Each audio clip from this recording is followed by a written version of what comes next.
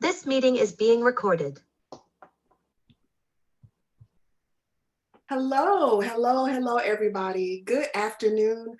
Thank you all for joining us today. My name is Shantae Holloway with ASBN. Welcome to episode 137 of ASBN Live. Today, the topic will be about adjusting your vision, state adoption of the Racial Impact Note Act. I am part of ASBN's Race and Equity Working Group. This group was created to address the inequities prevalent and, pervasive in the economic and social construct of the United States, and to hold our legislators accountable to social and economic justice. So today we will be talking about racial impact notes. And these notes ask if pending legislation will eliminate existing racial and inequities or make situations worse. It is a means of putting questions of structural racism and inequities, on the table of examination. Such mechanisms exist in the state of Illinois, where today, Dr. Tasha Green of the Cruzat Children's Advocates for Change led the advocacy efforts to enact the Racial Impact Note Act, In this webinar, Dr. Green, is it Cruzat? Cruzat, okay, I just want to make sure I'm pronouncing that right. And State Representative Camille Lilly, who sponsored and fought for the legislation, will describe the multi-year journey to passage of this act and the resistance encountered and the implications of this enactment. So just to tell you a little bit about our amazing panelists today, Dr. Green Cruzat is the president of the Children's Advocates for Change, formerly the president of Voices for Illinois Children. Tasha scored several major Illinois legislative victories in the last several years, including signing of the Illinois Racial Impact Note Act in 2021. She has held numerous leadership roles in the nonprofit sector and state, local, and government. Tasha serves on various boards and committees, and she also was active duty in the United States Navy. Thank you for your service. During that time, she received several military service medals, awards, and letters of commendation and recognition for outstanding military service and leadership. In 2009, Tasha was appointed by Governor Pat Quinn to the Illinois Reform Commission. Also, as a panelist today, we have State Representative Camille Lilly, who has served since April 2010, She's a lifelong resident of the Chicago Greater West Side. She graduated from Oak Park River Forest High School. And I'll allow her to tell you a little bit more about herself and the things that she has accomplished. But we are so excited about having both of you all here today. Also, as a co-panelist, I have Derek Peebles, who is the Director of Inclusive Economy here at ASBN. I'll allow him to briefly introduce himself as well before we get started. Hello, everyone, and Derek Peebles, and Director of Inclusive Economy. I've been in this role since the beginning of the summer, helping build out the portfolio, but I've been on the board of ASBC for several years prior to the merger, and happy to be with you all today. Thank you. Absolutely. Thank you, Derek, for being here with me.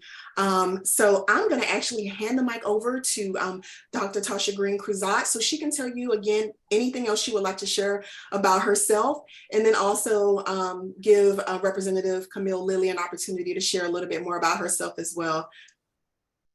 So thank you, and good afternoon, and thank you so much for this opportunity to be here to talk about our journey with the Racial Impact Note Act. Shanti, you did such a wonderful job, talking about my background, so I really appreciate it. But one thing that I do want to talk about, and just take a couple of seconds to do so, is to talk about Children's Advocates for Change, because that is the organization that is doing fantastic statewide nonpartisan work in Illinois. And we've been around for a year now, and I've been doing policy work for quite some time now. But Children's Advocates for Change is a nonpartisan child advocacy program that advocates on behalf of all children in Illinois. And so we look at health, we look at education, we look at family and community, we look at economic conditions, we look at poverty. We look at all these things, and we do it with a racial equity lens. And so our work is important because children cannot vote. Children cannot make policies. And so we are the voice of the children. And so we take these issues from the community. We listen to our folks that are out there living and breathing as citizens. And we take these issues to our legislators. And I'm going to give it to Representative Camille Lilly because, I go to legislators like Representative Camille Lilly and others in Springfield to advocate for the betterment of our children. So I'm going to hand it over to our Illinois State Representative Camille Lilly. Thank you, Tasha, and thank you, Shante, and it's a pleasure to meet you, Mr. Peoples. Pebbles, I got that right? You Pebbles, right. It is an honor to be with you on today just to share a little bit about what we do in the Illinois General Assembly and how we work alongside people like yourself to make law that makes a difference in the lives of all Illinoisans.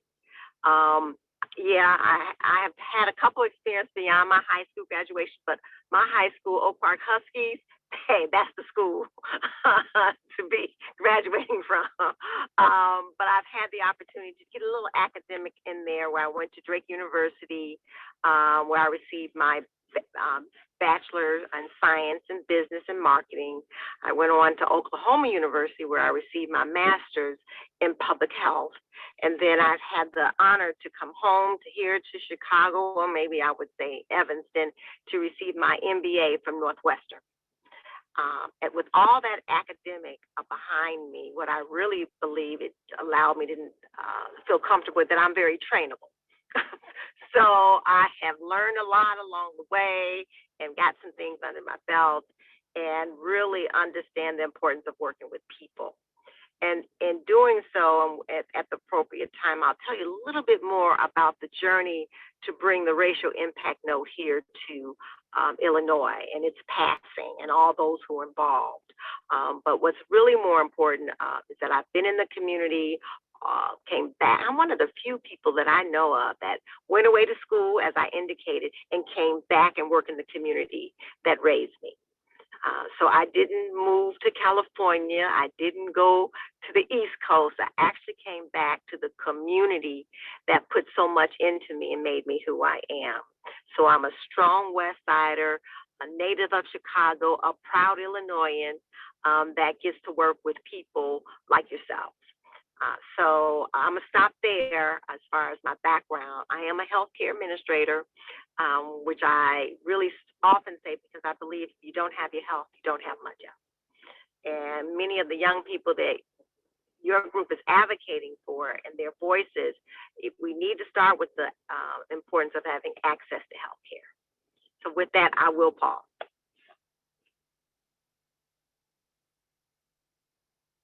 Thank you so much for giving us more color and background about all the amazing things that you have done. It comes better from you than anybody else. So thank you both. I'm so excited about having you both on here to talk more about the racial impact notes and the implications of all the hard work that you all have done. Dr. Tasha Green, please, Cruzat, excuse me, please give us more color on exactly what this note was about, all that you all have done to get it to where it is today. I'm sure the people here would love to hear more. Absolutely. And so if you can share the slide deck, I can get started.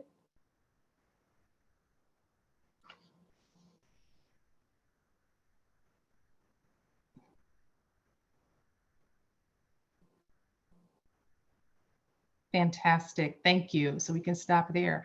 So today's agenda, what I'm going to do is provide an overview of what is a Racial Impact Note Act.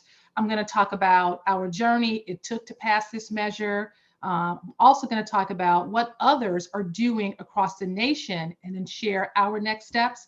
And then we'll close it out and then we will take questions from all of you. Next slide. So what is a Racial Impact Note Act? It is a means to evaluate whether proposed legislation will eliminate or widen existing racial and ethnic disparities in the subject areas of the bill. Will this legislation create racial or ethnic disparities in education, housing, college affordability, health, or sentencing provisions? So will this bill cause further harm or make conditions better for people of color? Next slide.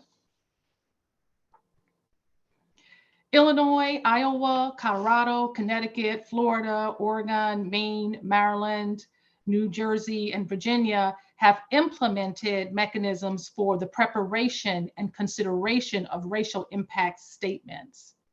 Illinois has the most comprehensive act to date.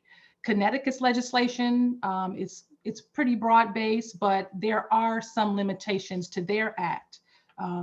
But it is our intention and it is our hope that this entire nation will have some form of racial impact note legislation. So the map that you see in front of you, I would love to see that all green, like a Christmas tree, like lit up, right?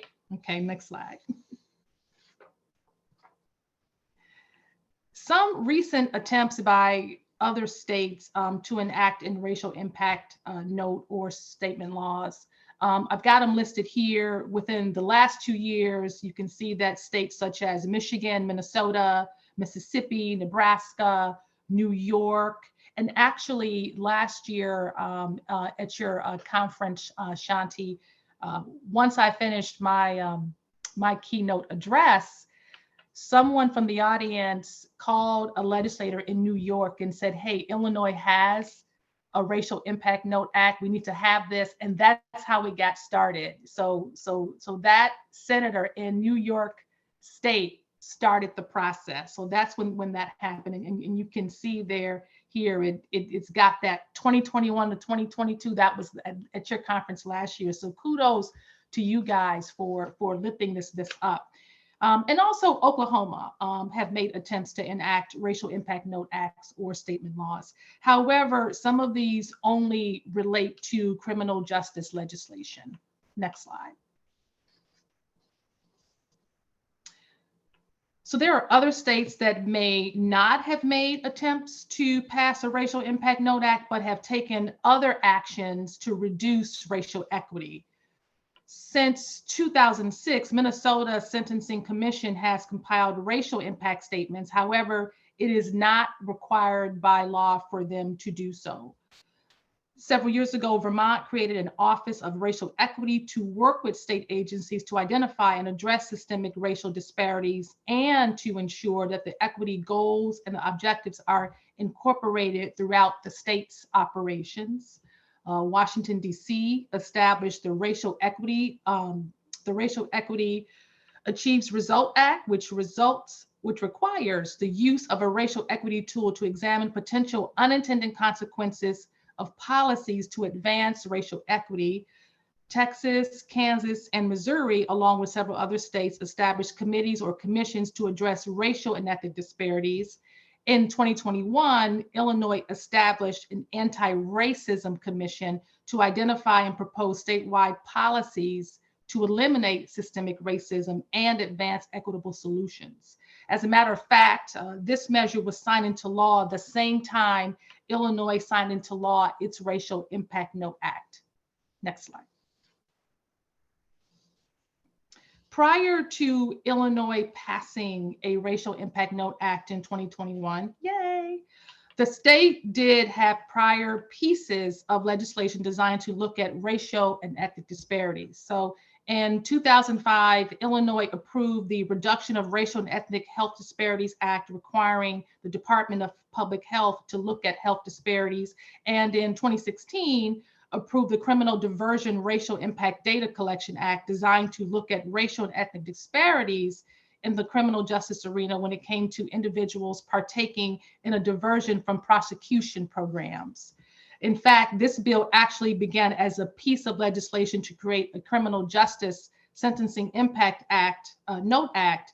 But in that vein, we were looking for a legislative mechanism to require the analysis of racial and ethnic disparities and the impact of any proposed legislation. Next slide. So in 2017, State Senator Emil Jones III, at our request, filed a bill to create a State Racial Impact Note Act. Just for background, the Illinois Constitution requires that any piece of legislation have 3 separate readings in each chamber. And so we patterned some of those procedural languages of the bill on prior legislation enacting existing note acts in the state. Under the language in the bill, before the second reading of the bill, in the bill's chamber of origin, a member can request a Racial Impact Note Act. And keep in mind, that's Illinois's, process. So every state has a different process of passing their own bill. The language does indicate which agency or board is responsible for certain requests concerning education, criminal justice, or local government, with broader language directing the request to the agency, the board, or commission that would be responsible for implementing the bill. So if the agency cannot make a determination, it needs to state so publicly that they can't do so.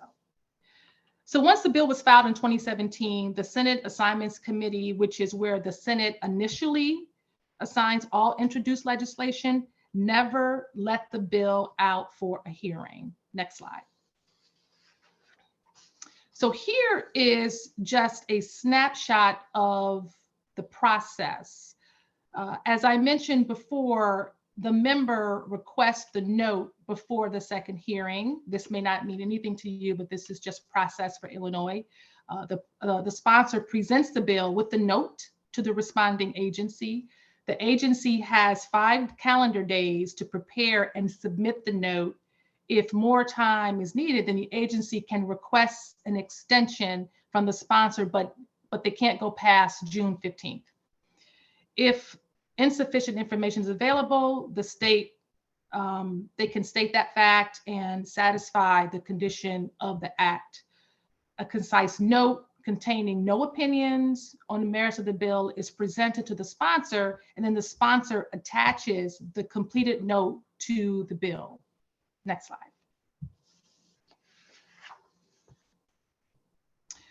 During this time, what were some of the arguments and what were some of the opponents saying, right? I mean, that's the big question here. Well, Voices, the organization that I led during the time I worked on this act, is also a partner with the Annie E. Casey Foundation's Kids Count program. As such, on a regular basis, at the time we were looking at disaggregated data on the well-being of Illinois children with respect to areas such as poverty, health, education, and other data points on family and community.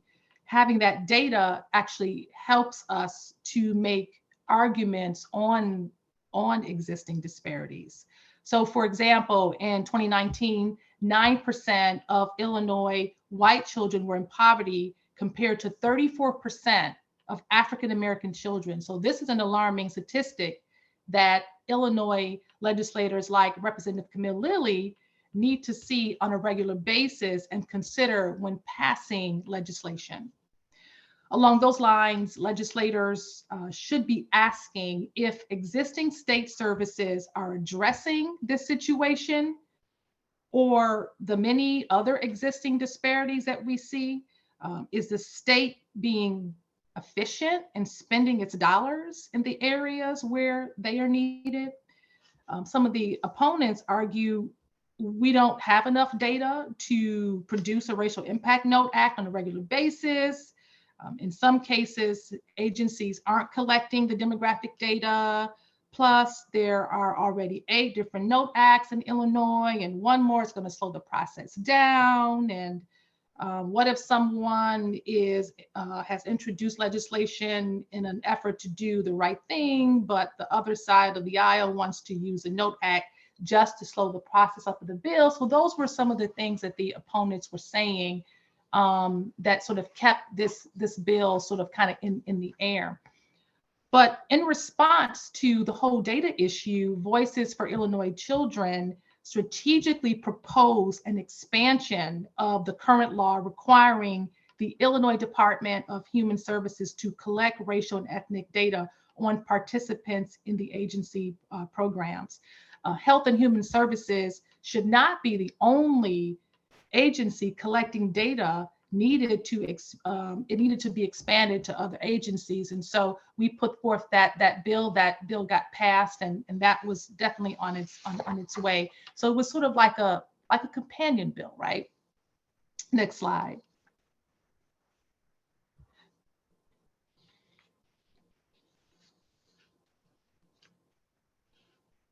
Next slide. Go to the next one. Okay. So Illinois' journey, just kind of to wrap it up here. So back in 2018, Representative Leticia Wallace filed H-Bill 5877 to create a state racial impact note act. It was approved by the House 97-0, but it was not taken up by the Senate. So as you can see, during 2018, there was popularity for this bill. And then in 2019, the Senate passed Senate Bill 1485, creating a state racial impact note act, and the vote was 48-0. It was amended in a House committee as a vehicle bill, but no further amendment in the House took place. And then in 2020, Representative Camille Lilly filed House Bill 4428 to create a state racial impact note act, but it was never released from the House Rules Committee. Next slide. Now, suddenly there was movement, something changed. And so what I'm going to do is stop here, and I'm going to hand it over to Representative Lilly to cover this part, because she went in with the Black Caucus and others to really push and move things forward. So I'm going to stop here and let Representative Lilly take over. Thank you, Tasha. Basically, Tasha went through the entire journey that allows many of us, many legislators, to know the importance of making legislation law that helps all people. And it is important that everyone understands that we, meaning the General Assembly here in Illinois, we can create at least, or what I would say introduce at least 6,000 different pieces of legislation in a session, of which some of it will pass and some of it will not. And we do this in a window of from January to May. And having to, and many of these documents are hundreds of pages long. So what happens unintentionally in many cases, creating law that has what we call unintentional consequences. And when that happens, it affects people's lives immediately. So when you are putting together legislation, we want to look at it through a lens that creates equity, parity. It addresses what we need to address here in Illinois. And the racial impact note allows us to do just that. And the reason why we pushed it at the time that we pushed it, which was in 2020, and when I mean we, is the Illinois Legislative Black Caucus, we knew at that time, because of what was happening, what we call trauma, was happening not only in our state, but happening in our country. George Floyd, the death of George Floyd, and how the public safety system systematically has killed citizen unjustly. And then we looked at the issue of COVID and how it was despairingly or disproportionately striking the African American.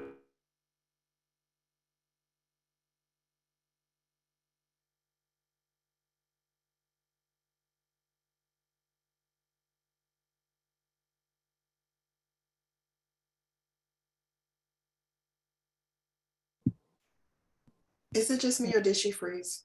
So I believe Representative Lilly, I believe her camera is frozen.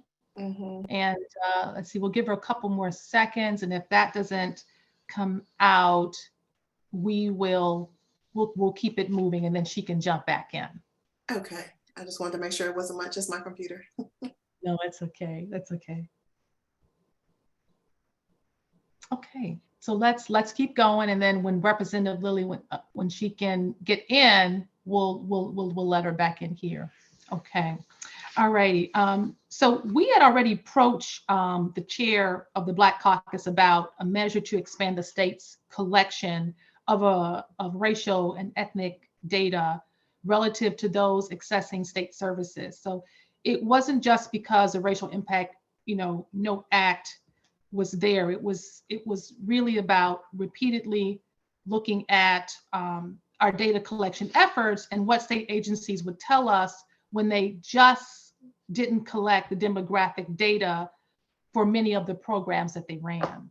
And so, as noted with the efficiency argument above, just sort of being in that vein, we found it difficult to really ascertain whether Illinois was actually working to address the inequities of children's needs. And so several years ago, the state approved the measure that the Illinois Department of Human Service collects such data. And I mentioned that earlier in my presentation. And so we work with the caucus and the administration on expanding that requirement to other state agencies and also mandate that the entities cover under the act regularly report report the data.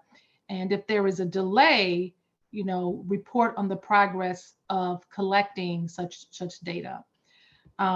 So that, to a certain degree, removed the argument that the data would not be available to produce a Racial Impact Note Act. And so the language on creating a state Racial Impact Note Act was contained in the health reform package, and that was the health reform package that Representative Lilly led during that time. And we got some resistance from community organizations that insisted on wanting a commission to address the reform. And we support that. We supported the commission, the concept of a commission, but we argue that it's just not the same as when a bill is on the floor and the bill is moving. While our overall goal is to eliminate inequities, we can't be stepping backwards with legislation worsening circumstances. Plus, a commission is not part of a legislative process. So the legislature approved the health reform package in March, and now our dream is actually realized. We now have a Racial Impact Note Act in Illinois statute. So next slide. We have Representative Lilly. She's back. I believe she's back. I apologize. The internet went thinking on me. I apologize. Can you hear me? Yes. Okay. Yes. And I don't know. I know you guys proceeded, but did you hear anything that I said? We did. We did, and we got through, the whole the deal with requiring other agencies to collect the data. But I do want to take a pause here, but before we talk about the next steps and call to action, I really want us to hear from Representative Lilly just in terms of that whole ordeal with House Bill 158, that whole package, and why the Black Caucus and others decided to package it that way and push through to ultimately having a signed piece of legislation. So I'll go ahead and pause and let Representative Lilly go through that.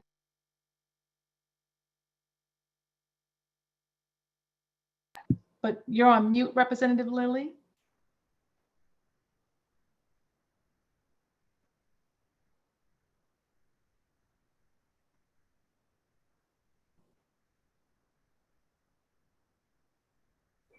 Can you hear me now? Yes, we can hear you. Okay, there you go. There I go. What was important about the history of this journey was it was the entire Illinois Legislative Black Caucus who thought, because of the issues that we're dealing with in Illinois, from the public safety of our citizens in our community with the police, because of COVID, and because of this systemic racism that was existing, the racial impact note was important. So in our process of creating the 4 pillars, which was 1, criminal justice reform, 2, education and workforce, 3, economic development and equity, and then 4, the health and human service pillar. We put a number of pieces of legislation that were frankly not passing. As mentioned, the racial impact note didn't pass out of the Senate early on. When it came over with amendments into the House, it got held up in rules. What we did to pass our pillars is look at all legislation that's impacting communities that are underserved, under-resourced, that lacked infrastructure, that addressed the improvement of quality of life, that created dignity, and inserted them into our pillars. And the racial impact note was inserted into our 4th pillar, which was the health and human services. And we had to work with all of our colleagues in the General Assembly and the House here in Illinois. There's 118 legislators. And we held subject matter hearing to discuss the legislation, to answer questions about the legislation, and particularly the racial impact note. But in the health pillar, we had over 150 different pieces of legislation in that particular pillar. But we did give legislators and we did give community groups an opportunity to talk about the importance or question on why this piece of legislation was important. And we did that over 4 to 5 months. When it came to voting on the pillar, and the racial impact note was in that pillar, I have to commend the Senate and the Legislative Black Caucus for advocating for it to pass. Senator Lyford really was a champion of all of our pillars, but myself and Leader Hunter pushed the Health and Human Services pillar forward. And we were excited to address the amendments based on different input and then get that passed. What we are dealing with today is the actual implementation, or people understanding the legislation and then actually acting on it as a body. And what I mean by body, I mean the Illinois General Assembly. And as indicated in Tasha's presentation, there are steps that we put in place. However, many of our members, because we get new members that come in every year, are not familiar with the importance of this legislation. And basically, when you look at any legislation through a lens of equity, through a lens of reducing systemic racism, through a lens of equality, you then begin to either tweak the legislation or you say, you know, that's going to have an adverse impact to this group of people or to this area in the state of Illinois. And then we will put a pause on it until we correct it. And we work in tandem with the agencies here in the state of Illinois, which is the administration, to help us, correct it and to help us implement. So this legislation is actually cutting edge to how we create law in Illinois. We put a pause on what we are doing so we won't have the unintended consequences that we generally have. We won't have a negative impact on populations of people that is going to take another piece of legislation to fix. It is important that the racial impact note we teach our members, the new ones and old. We continually work with the agencies within the state to make sure, and they were mentioned, some of them are mentioned, those are kind of our beginning agencies that we tend to make law that that impact people in not in a negative way. I'm just going to use that word. And work with our agencies for the implementation or the change. And when we do that, we have an impact, we have an immediate impact on quality of life for all Illinoisans. And I'm excited to be a part of that training, that I would say oversight. I like to oversee things we do so we can do it better. And I truly believe that if we're not so hasty, and many times law it becomes this really hasty process.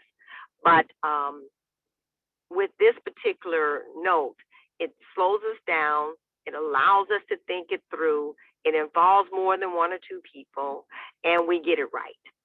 So I'm going to pause there as far as, because I'm sure Tasha went over everything else. But to let you know the importance of this legislation and who's involved in its implementation and its creation and its oversight. Thank you.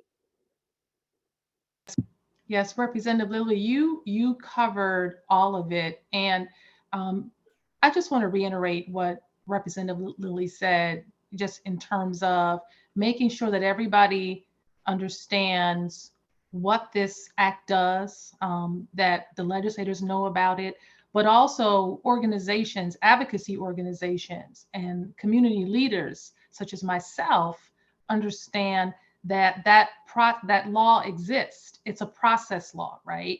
And what it allows us as advocates, as community leaders, to have public discourse around any pending bill or legislation, or even legislation that has passed and that's in law but needs to be amended. So it's very important that we get the word out, that we talk about this, that we tell other states, that we help other states pass a racial impact note law. I would love if, Illinois has the most comprehensive act right now. I would love for that to be stronger, right? To like, what else can we do to ensure that we are eradicating institutional racism? And so this has been a huge step for Illinois, and I am extremely proud of the work and the leadership from Representative Camille Lilly, from Senator Maddie Hunter, from Senator Kimberly Lightfoot, and all the others who ensured that this important piece of legislation got passed in Illinois. I also want to encourage, and this is the work that Children's Advocates for Change is doing now, is to encourage Illinois government to build the equity lens into the state budgeting process. So ensuring that the money that we are investing in, that we're using a race equity lens and looking at the disparities and understanding where those resources need to go to be able to close those gaps. And so that is all that I have. And I think we're at a point now where we can take some questions from the audience. And while those questions are coming in, I would like to say that the Health and Human Service pillar, where the racial impact note lives, which is HB 158, it was passed by the majority of the House of Representatives. So I always have to give credit to my colleagues who vote for this legislation and tell them thank you for supporting this type of change. It truly makes the difference when you get that type of support. And so over 70 legislators voted for this piece of legislation. So I wanted to make note of that. And if you see any representative in the state of Illinois, say thank you, because they made it happen. So thank you. Thank you both. Greatly appreciate all the work that you all have done thus far. If you look in the comment section, a few more other people share my sentiment as far as their appreciation and thanks for you all pushing this initiative. We do have a few questions in the chat box.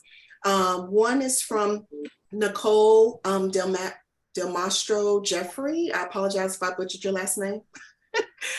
She said, I would like to look at the data sources. Can you please share where that information came from for my own understanding, please? And how does environmental factors play a role, if any? That is a very good question. So organizations like Children's Advocates for Change, we rely on credible data to be able to make the case for legislation, for policy changes, and for practices in Illinois. So it's important for us to be able to hold Illinois government accountable for reporting on data on the individuals that they are serving. And we take that data and we take it one step further and we disaggregate it by race if it's available. And if it's not available, you know, Mrs. Tasha's big mouth's she's going to talk about it. She's going to say, where is the data? Because we can't be able to begin to talk about, you know, legislation that is appropriate if we don't understand the disparities. So it's very important when we are obtaining this information that it is disaggregated by race. We also depend on the Census Bureau to get that information, but it's not just enough just to collect data, but it's also, and just to your point, you know, when we talk about environmental factors, we have to be able to take that data that we're disaggregating and that we're analyzing, and we have to look at what is actually happening and get on the ground with our citizens to find out how are they being impacted. Because a lot of times, you know, when we are, you know, educated up, right? We're reading books and we're reading data and then we're making conclusions, but we haven't even talked to the people. And you have to talk to the community and you have to understand what is happening at the community level, and then also take the data, and then you can have a better picture to be able to create that legislation that is going to be impactful. And so I'll, you know, Representative Lynn, I don't know if you have something, if you want to respond to that, but I'll give it to you. When we're doing our pillars, we realize that a lot of data that allows everyone to be on the same place, at the same point at the same time, looking at the issues, the data was old or not available. And what we constantly did in this legislation is ask for data to be kept in a certain place and to be kept up to date by certain agencies so that we can continue to improve upon the issues that our Illinoisans are facing. And it was a challenge to, and that's why many of the pieces of legislation that got stuck in rules or didn't move because it needed some more work is because the data was not there. So we corrected some of that in all four pillars, actually, so that we can continue to make better law and to address the issues of Illinoisans, meaning the citizens, more directly. So I echo Tasha's point of where this information comes from and who compiles it. And there's local agencies and advocacy groups and state departments have all this data that they just need edging to keep up to date and to make available.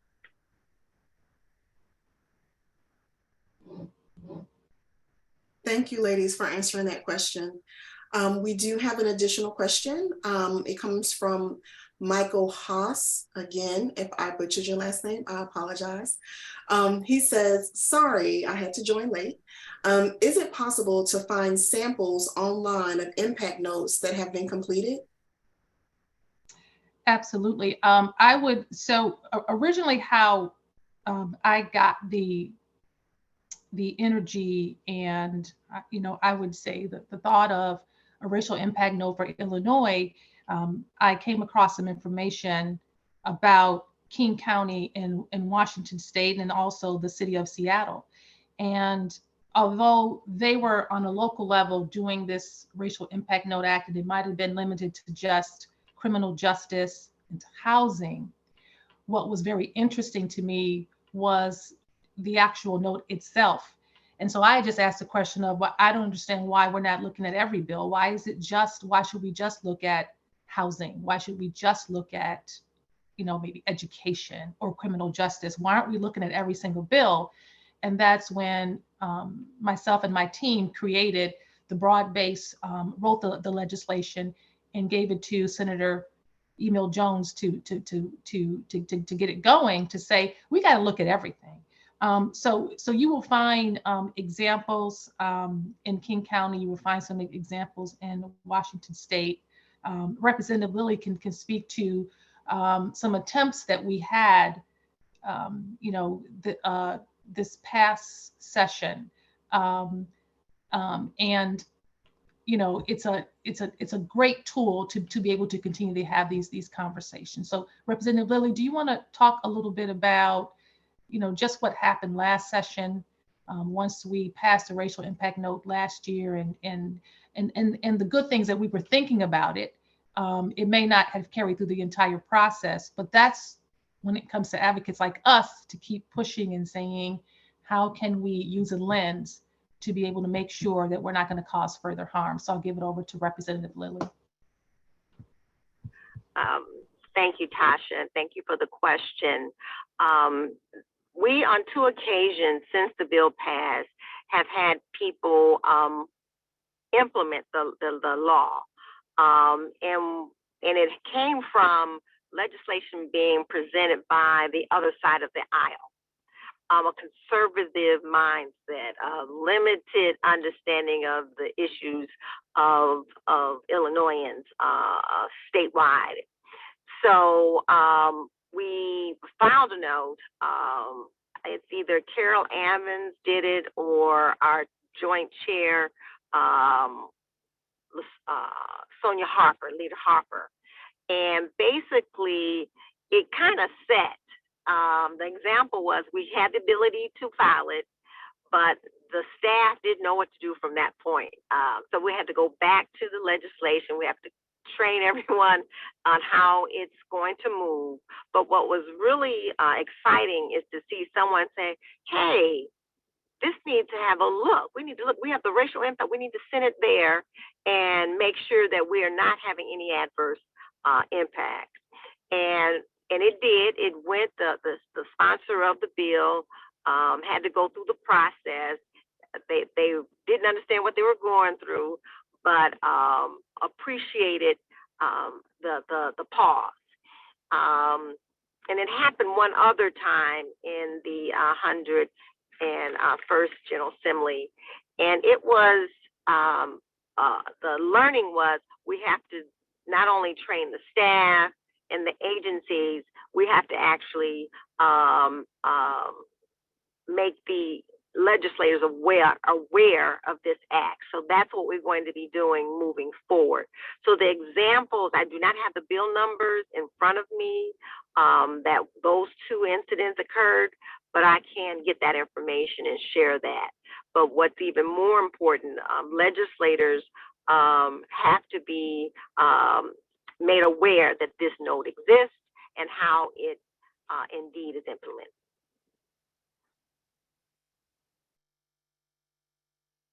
Awesome. Thank you. Thank you so much. I think we have one more question that was not in the Q&A section, but I'm going to ask it.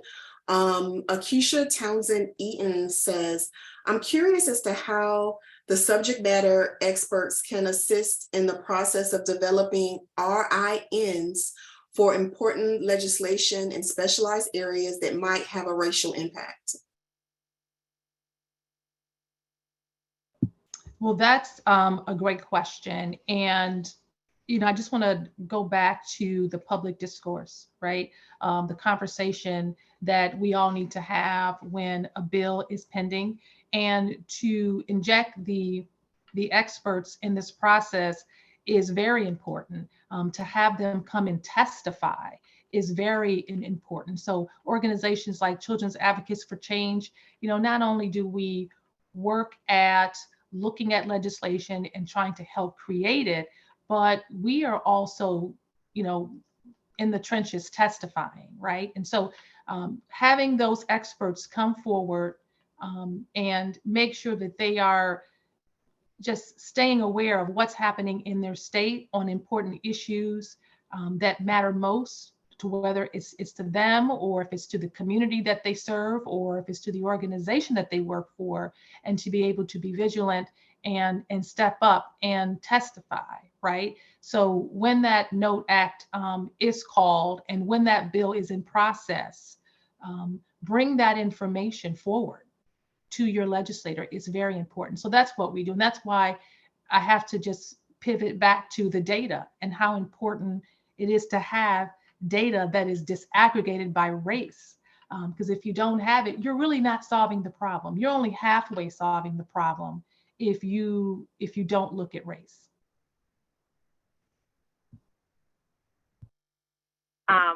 What's important, I would just interject, is any expert that can bring resolve to issues that we have here in the state, I would say bring them forward. In the House, there's 118 of us that you can bring any of these issues to make things better for all Illinoisans.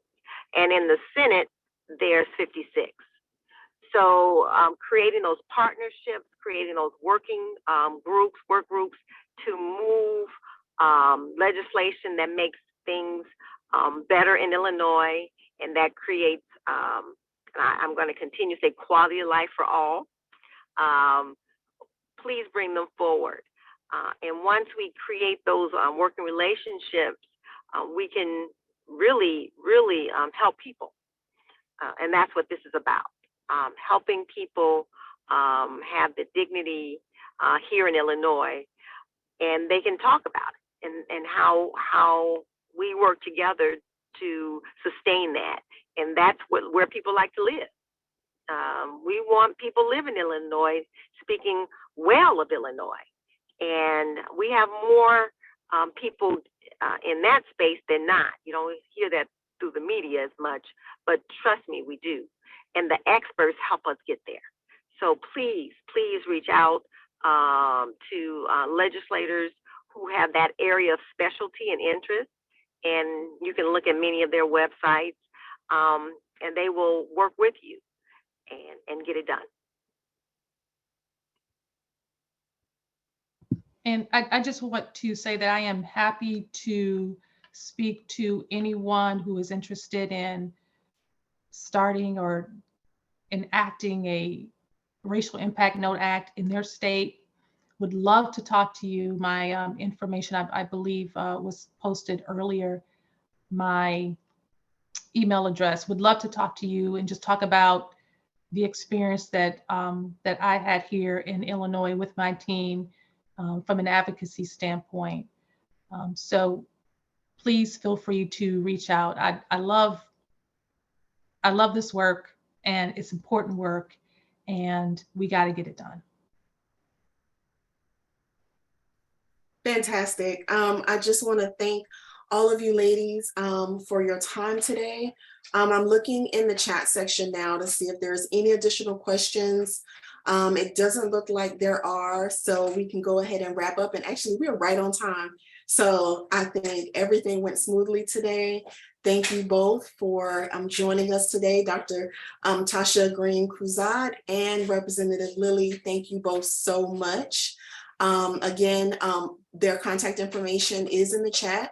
If you all want to follow up and ask any questions about how you can possibly get this started in your area, please feel free to reach out to her. I'm sure she's open to assisting however she can.